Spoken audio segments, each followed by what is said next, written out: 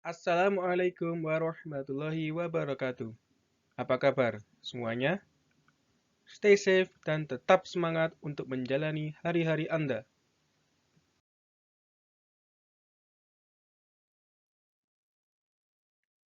Tampaknya hari ini hari yang indah untuk kita bermain bersama, sejenak beristirahat, dan menjernihkan pikiran kita.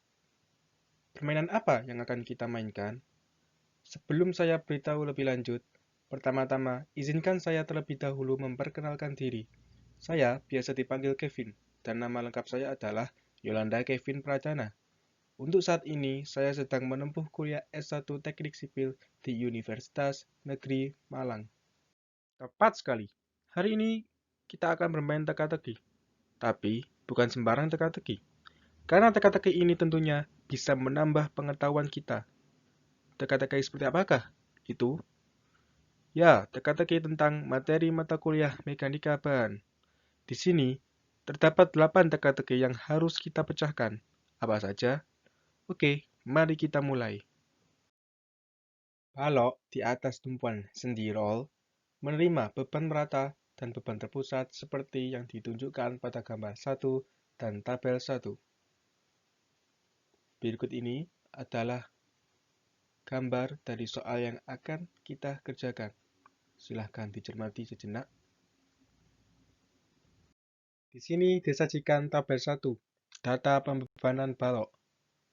Data panjang balok dan posisi beban sebagai berikut. N 100 kg, L1 4 meter, L2 10 meter, L3 4 meter, Q2 70 kg per meter, Q3 30 kg per meter, P2 80 kg, P3 40 kg, A2 per L2 0,5, A3 per L3 0,25, Alpha 2 37 derajat, Alpha 3 53 derajat. Berikut disajikan tabel 2 data properties penampang balok. IS 100 mm kali 100 mm, DOS 100 mm, FB 100 mm, WT 6 mm, FT 8 mm. Keterangan IS adalah index section, DOS adalah depth of section, FB adalah flange width, WT adalah web thickness, FT adalah flange thickness.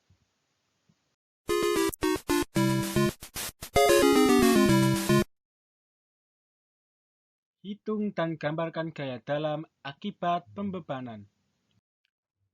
Yang pertama kali kita cari adalah nilai VB. Dari persoalan di atas akan timbul VB yang arahnya mengarah ke atas. Nah, untuk mencari nilai VB, kita harus menjadikan sigma momen di A sama dengan 0. Perlu diingat, momen sendiri merupakan perkalian antara beban dengan jarak. Sigma momen A sama dengan 0, berarti kita gunakan titik A sebagai tumpuan seperti engsel pada pintu. Dan apabila kita gunakan titik A sebagai tumpuan, maka VB akan menyebabkan penampang berputar berlawanan arah dengan jarum jam. Sehingga VB di sini kita tuliskan bernilai negatif. Kemudian kita kalikan 10 meter. 10 meter adalah jarak dari B ke A. Kemudian kita jumlahkan Q2 yang sebesar 70 kg per meter kali 10 kali 5 meter. Jumlahkan dengan P sebesar 80 gram yang membentuk sudut sebesar 37 derajat. Kalikan sin 37 derajat. Dikalikan 5 meter. Kita jumlahkan lagi dengan Q3 yang sebesar 30 kg per meter. Kita kalikan 4 meter kali 12 meter. Kita jumlahkan lagi dengan P yang selanjutnya sebesar 40 kg, kita kalikan dengan sin 53 karena sudut A3 yang terbentuk di sini sebesar 53. Kemudian kita kalikan dengan 11 meter. Akan kita dapatkan hasil VB sebesar 553,2 kg. Untuk menghitung nilai VA, kita sama caranya dengan menghitung VB. Langkah-langkahnya pun sama, tidak ada yang berubah. Sehingga kita akan mendapatkan hasil VA sama dengan 346,8 kg. Kemudian, untuk mengecek apakah nilai VA dan VB yang sudah kita dapatkan sebelumnya benar atau salah, kita bisa mengeceknya dengan cara menambahkan VA dan VB, kemudian mengurangkannya dengan beban yang bekerja pada penampang. Apabila hasil yang didapat 0, maka sudah dapat dipastikan bahwa nilai VA dan VB kita sudah benar. Kemudian selanjutnya, kita menghitung HA. HA ditimbulkan oleh gaya yang bekerja secara horizontal pada penampang. Pertama, kita akan mencari nilai H di antara titik C sampai dengan titik A dan titik B sampai dengan pinggir penampang atau sebut saja titik D. Kita dapat mencari nilai HA dengan rumus sigma H sama dengan 0. Karena gaya yang bekerja secara horizontal di titik C sampai A dan B sampai D hanya satu, yaitu N. Di sini N, maka kita masukkan nilai N ke dalam rumus dan kita jumlahkan dengan HA. Mengapa di sini nilai N-nya negatif? Karena seperti yang kita lihat di sini, bahwa N di sini menekan penampang. Dan menekan di sini kita asumsikan nilainya negatif. Sehingga kita dapatkan nilai HA di sini sama dengan 100 kg. Sama dengan perhitungan sebelumnya, di sini kita akan meninjau HA mulai dari tumpuan A sampai dengan setengah dari L2. Tumpuan A di sini merupakan sendi. Sendi tidak bisa bergerak apabila kita memberikan gaya horizontal. Berbeda dengan tumpuan B di sini, yang merupakan sendi roll. Sendi roll bisa bergerak apabila kita beri gaya horizontal. Dengan menerapkan konsep yang sama dengan apa yang kita kerjakan sebelumnya, kita dapat memasukkan gaya-gaya yang bekerja secara horizontal dan mendapatkan nilai HA yang sebesar 188 kg. Sama dengan konsep sebelumnya, kita bisa mendapatkan nilai HA sama dengan 124 kg. Berikutnya kita menghitung momen pada titik tertentu untuk mempermudah kita dalam menggambar bidang momen. Perhitungan menggunakan acuan kiri, maksudnya kita menggunakan tumpuan A sebagai acuan jarak. Momen pada titik C sampai dengan titik A sama dengan 0, karena tidak terdapat beban yang bekerja di atasnya. Kemudian kita menghitung nilai MA. Nilai MA yang pertama kita hitung adalah M1.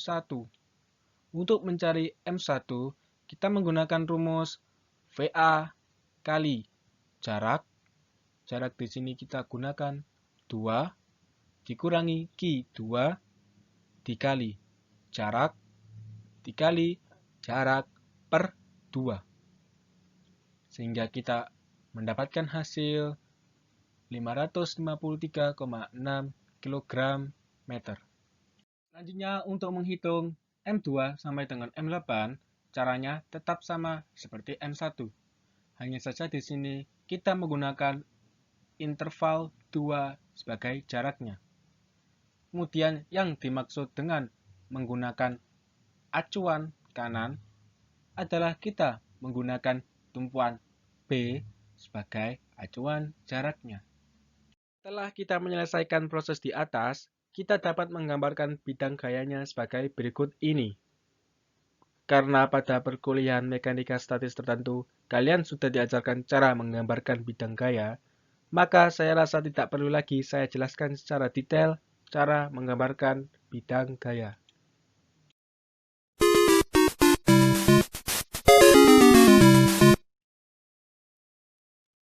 Hitung besaran-besaran penampang.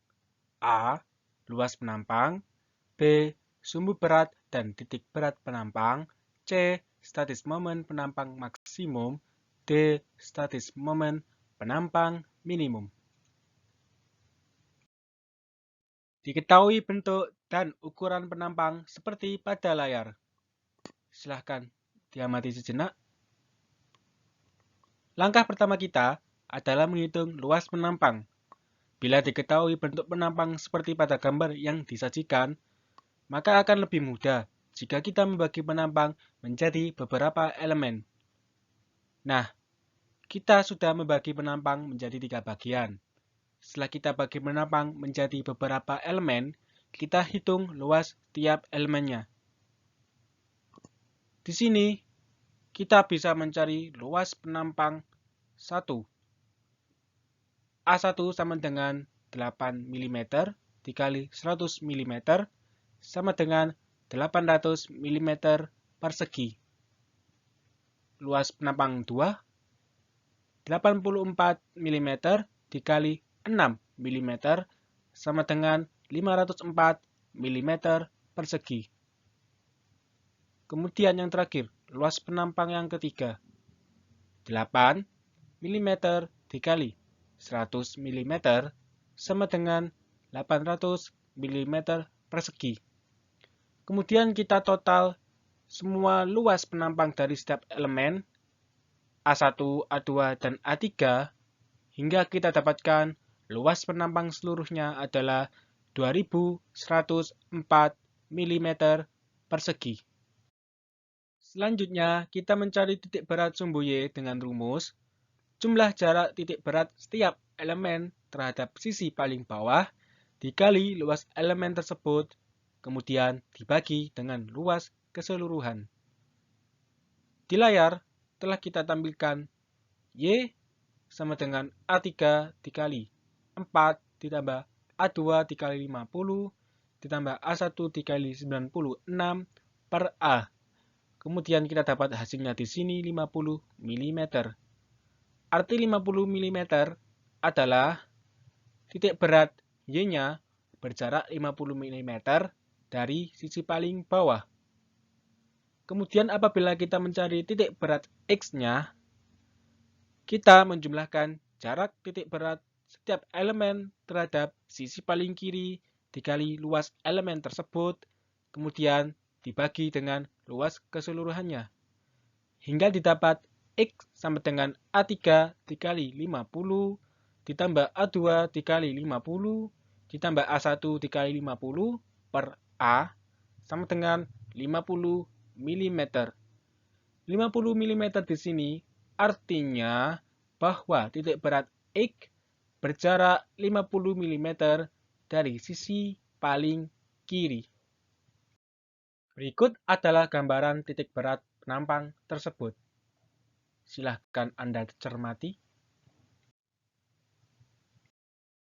Sebelumnya kita telah mendapatkan titik berat.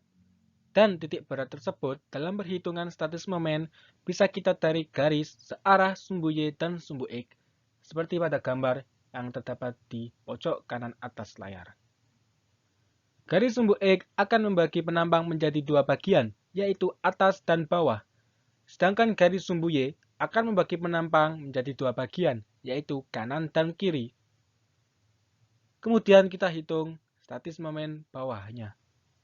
Perlu diketahui bahwa statis momen merupakan hasil perkalian antara luas penampang dikali dengan jarak titik berat elemen terhadap sumbu X.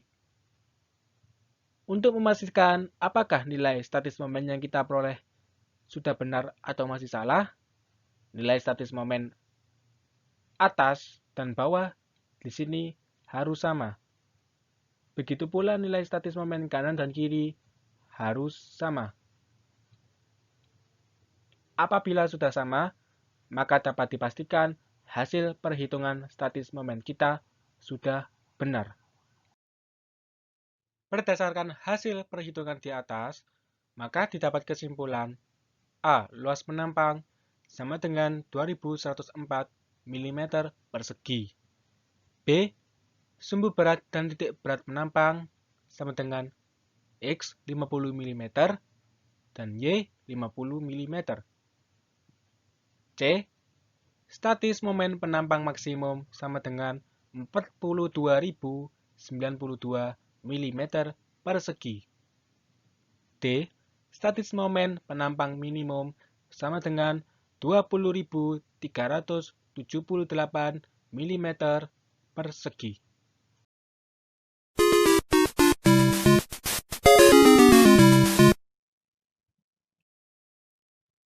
Hitung besaran-besaran penampang. E. Momen inersia maksimum. F. Momen inersia minimum. G. Arah sumbu utama penampang. H. Momen inersia penampang bila penampang diputar 30 derajat searah jarum jam. Berikut merupakan gambar penampang beserta titik berat dan sumbu X serta sumbu Y-nya. Momen inersia terhadap sumbu X. Kita menggunakan rumus IX sama dengan IX0 plus A kecil kuadrat dikali A. IX0 dapat kita jabarkan dengan 1/12 kali B atau lebar dikali H pangkat 3 atau tinggi. Di sini kita memakai 1/12 karena elemen penampang kita berbentuk segi 4. Kemudian kita jumlahkan dengan luas elemen dikali dengan kuadrat jarak antara titik berat elemen dengan sumbu X. Karena kita membagi penampang kita sejumlah 3 elemen, maka kita menghitung momen inersia terhadap sumbu X di tiap elemen, kemudian menjumlahkannya, hingga didapat nilai IX. Untuk menghitung momen inersia terhadap sumbu Y, konsepnya sama dengan menghitung momen inersia terhadap sumbu X. Bedanya, rumus IY0 kita jabarkan menjadi 1/12 dikali B pangkat 3 atau lebar kali H atau tinggi. Nah, yang unik kali ini, nilai B atau kuadrat jarak antara titik berat elemen dengan sumbu Y sama dengan 0 karena berhimpitan. Setelah kalian melakukan perhitungan, kalian akan mendapatkan nilai IY. Kemudian kita mencari momen inersia terhadap sumbu XY. Dengan rumus IXY sama dengan A kecil dikali B kecil dikali A. Karena pada perhitungan sebelumnya kita mendapatkan nilai B sama dengan 0, maka nilai IXY yang kita dapatkan juga 0. Kemudian untuk mendapatkan momen inersia maksimum dan minimum, kita menggunakan rumus IX plus IY per 2 plus minus akar dalam kurung IX min IY per 2 kuadrat ditambah dalam kurung IXY kuadrat. Kemudian kita dapatkan hasilnya di sini. Nah, untuk mencari momen inersia maksimum, kita tinggal menjumlahkan saja. Sehingga kita dapat hasilnya sebagai berikut. Sedangkan untuk mencari nilai momen inersia minimum, kita tinggal mengurangkan saja. Dan kita dapat hasilnya sebagai berikut ini. G. Arah sumbu utama penampang. Arah sumbu utama penampang bisa kita dapatkan menggunakan rumus tangen 2 theta sama dengan min 2 IXY per dalam kurung IX min IY. Min 2 IXY per IX min IY di sini bernilai 0. Sehingga tangen 2 theta sama dengan 0. Yang artinya penampang tidak diputar sama sekali. H. momen inersia penampang bila penampang diputar 30 derajat searah jarum jam.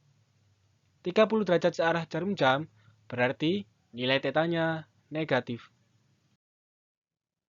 Dan berikut merupakan gambar dari penampang apabila penampang diputar sejauh 30 derajat arah jarum jam. Untuk mencari momen inersia terhadap sumbu X, di sini kita tinggal merumuskan dengan IX1 sama dengan dalam kurung IX plus IY per 2 ditambah IX min IY per 2 dikali cos 2 theta. Nah, tetanya tadi bernilai min 30, sehingga kita tinggal memasukkan nilai tetanya saja dan akan kita dapatkan hasil seperti ini. Nah, sedangkan untuk mencari momen inersia terhadap sumbu Y-nya, kita rumuskan dengan IY1 sama dengan dalam kurung IX plus IY per 2 dikurangi dalam kurung IX min IY per 2 dikali cos 2 theta. Sama seperti sebelumnya, kita tinggal mengganti theta dengan min 30, sehingga kita dapatkan momen inersia terhadap sumbu Y-nya sebagai berikut.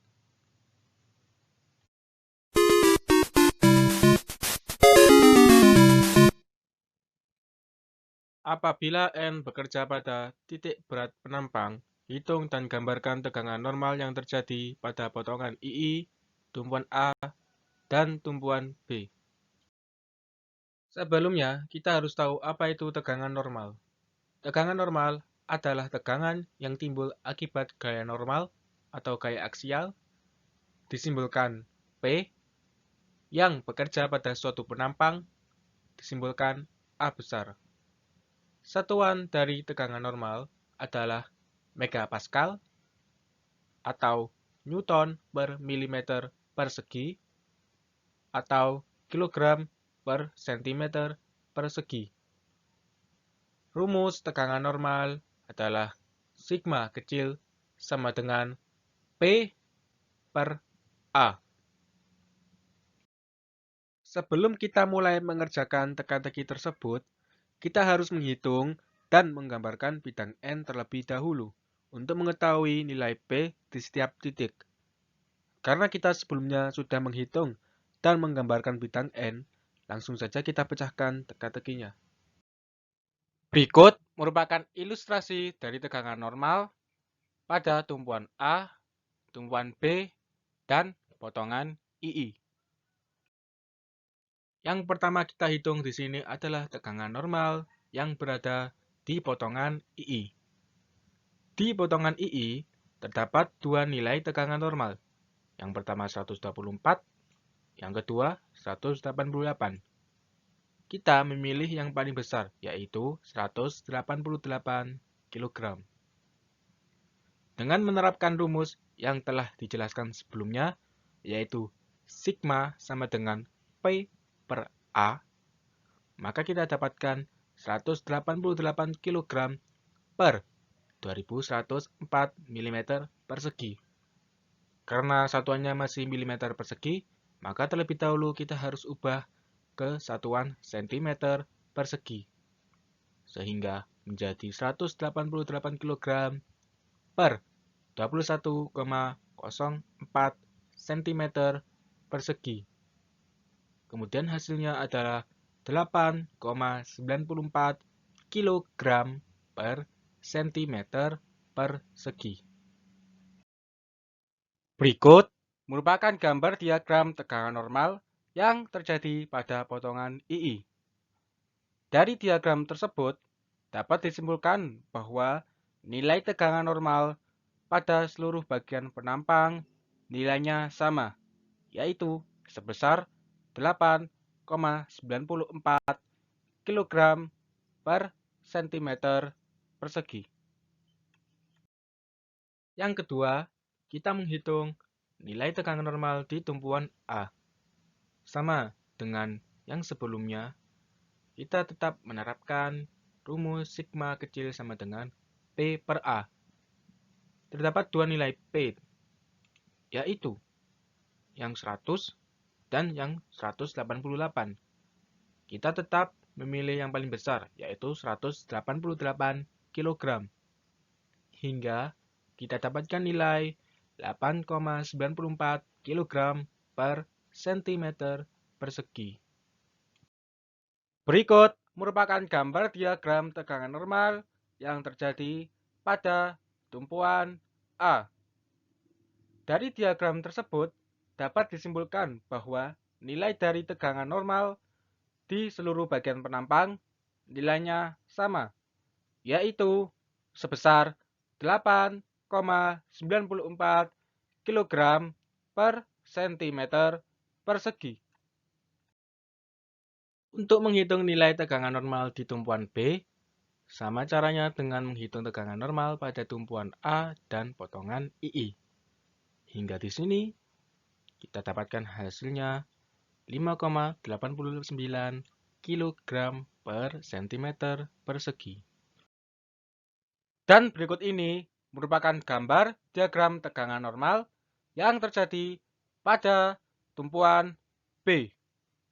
Dari diagram tersebut, dapat kita simpulkan bahwa nilai tegangan normal yang terjadi pada seluruh bagian penampang nilainya sama, yaitu sebesar 5,89 kg per cm persegi.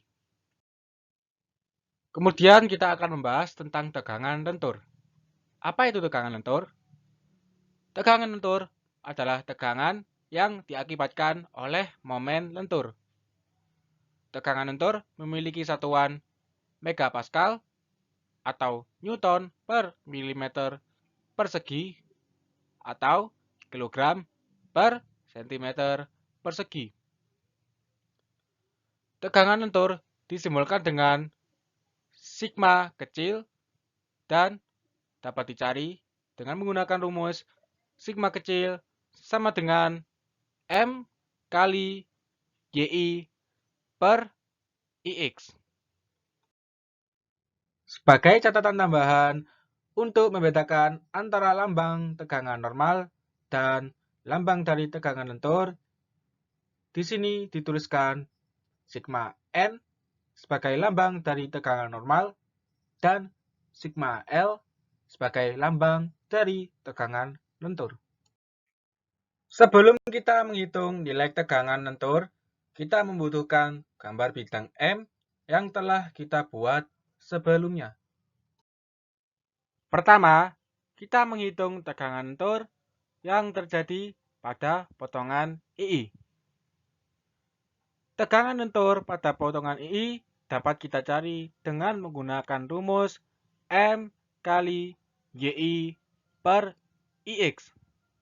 Dengan M di sini adalah nilai dari momen lentur yang terdapat pada potongan II.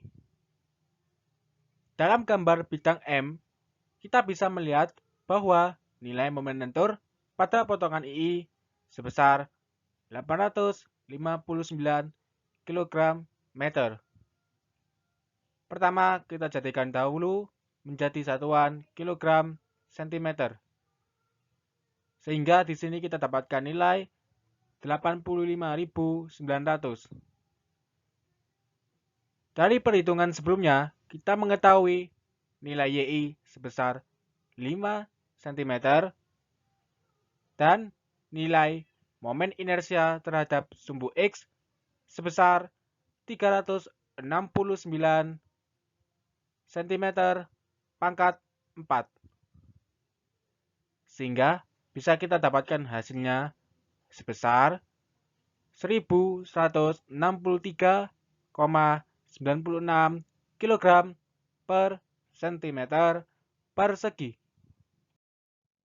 Dan berikut merupakan gambar diagram tegangan lentur yang terjadi pada potongan II. Bisa dilihat pada layar bahwa bagian atas penampang mengalami tekan, sedangkan bagian bawahnya mengalami tarik. Nilai tekan terbesar terdapat pada bagian paling atas dan nilai tarik terbesar terdapat pada bagian penampang paling bawah. Keduanya memiliki nilai yang sama, yaitu sebesar 1163,96 kg per cm persegi. Kemudian selanjutnya kita menghitung tegangan lentur yang terdapat pada tumpuan A. Tetap menggunakan rumus yang sama, yaitu sigma sama dengan M kali YI per IX. Dapat kita lihat bahwa nilai M pada tumpuan A sebesar 0 dan YI sebesar 5 dan momen inersia pada sumbu X sebesar 369. Karena nilai momennya di sini sama dengan 0, maka nilai tegangan lentur yang terdapat pada tumpuan A juga sama dengan 0. Berikut merupakan gambar diagram tegangan lentur yang terjadi pada tumpuan A. Pada perhitungan sebelumnya, kita mendapatkan tegangan lentur yang terjadi pada tumpuan A sebesar 0. Atau bisa kita asumsikan bahwa tegangan lentur yang terjadi pada tumpuan A itu tidak ada. Sehingga kita tidak bisa menggambarkan diagram tegangan lentur di sini. Kemudian, menghitung tegangan lentur pada tumpuan B. Sigma sama dengan M kali YI per IX. Nilai M dapat kita lihat pada layar tumpuan B sebesar 272. Di sini 272 satuannya masih kilogram meter, sehingga harus kita terlebih dahulu ubah menjadi kilogram sentimeter. Sehingga kita dapatkan nilai M sebesar 27.200 dan nilai YI sebesar 5 dan momen inersia terhadap sumbu X sebesar 369. Dan dapatkan kita hasilnya sebesar 368,56 kg per cm persegi. Dan berikut merupakan gambar diagram tegangan lentur yang terjadi pada tumpuan B. Bisa kita lihat pada layar, di bagian atas mengalami tarik, sedangkan pada bagian bawah mengalami tekan. Nilai tekan terbesar terdapat di bagian paling bawah, sedangkan nilai tarik terbesar terdapat pada bagian paling atas. Keduanya memiliki nilai yang sama, yaitu sebesar 368,56 kg per cm persegi. Kemudian selanjutnya kita akan membahas tentang tegangan majemuk. Apa itu tegangan majemuk? Tegangan majemuk adalah gabungan antara tegangan normal dan tegangan lentur. Satuan dari tegangan majemuk adalah megapascal atau newton per milimeter persegi atau kilogram per sentimeter persegi. Untuk menghitung tegangan majemuk pada potongan II, seperti pada pengertian sebelumnya, yaitu tegangan majemuk merupakan penjumlahan dari tegangan normal dan tegangan lentur.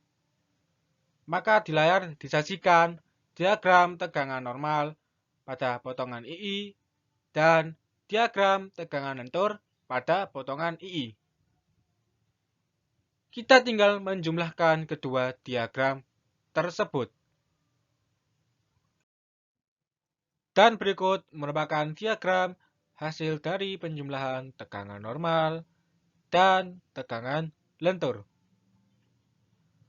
Pada bagian atas mengalami tekan, sedangkan bagian bawah mengalami tarik.